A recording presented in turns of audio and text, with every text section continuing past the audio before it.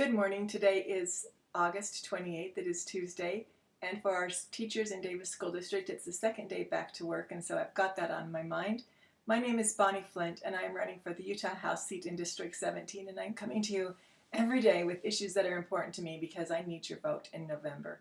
And I know that you need to get to know me better in order to have the confidence to vote in me. So today I would like to speak to you about another issue that is important to me, and that issue is 21st century education. Because I am the World Languages Supervisor in Davis School District, 21st century education is something that's always on my mind. And unlike what some people think that a 21st century education has to do with technology or the tools with which we teach, it really doesn't. Let me give you an example.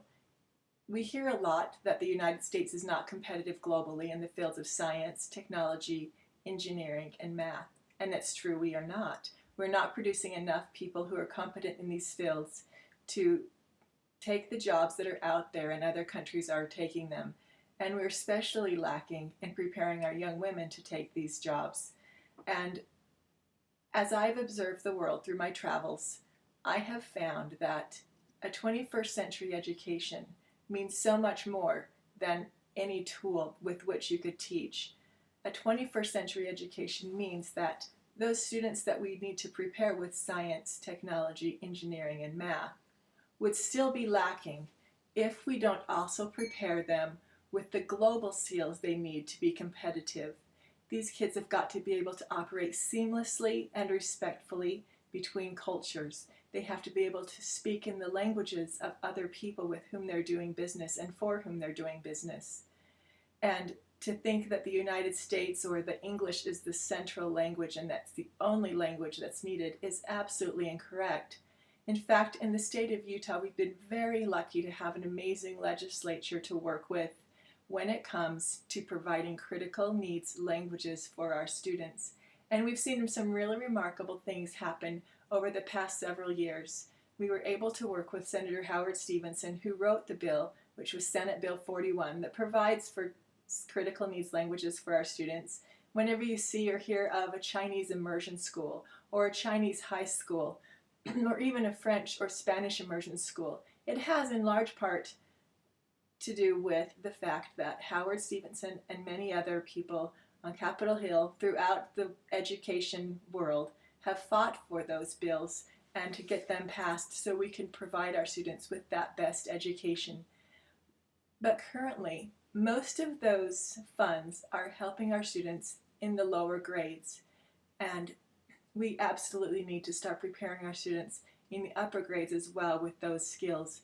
In the state of Utah, we do not have a requirement for students to take 2 years or more of a foreign language in order to graduate from high school, which to me is a shame because we have got to prepare our students for the 21st century. And by not requiring that they have some sensitivity towards languages or any proficiency at all in another language is absolutely unrealistic in the 21st century.